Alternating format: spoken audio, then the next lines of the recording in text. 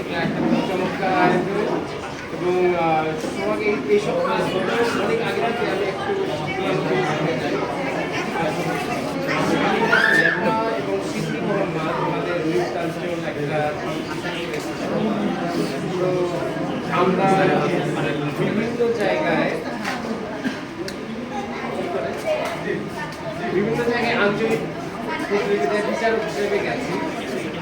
তখন সোহাগ বরিশালে থাকে, এটা 2002 অথবা 3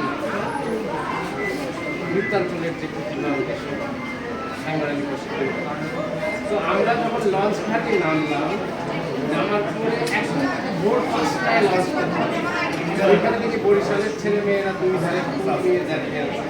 সব প্যাসেঞ্জার মধ্যে মন্ত্রী মিনিস্টার আসলে কি একটা পরিচিত সেরকম আসবেও আসলে যথারীতি সে সব কিছু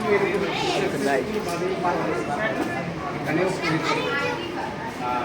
আরেকটা জিনিস যে দিঘির কথাতে বললেন, দিঘির মার আমি এক পাশায় ছিলাম।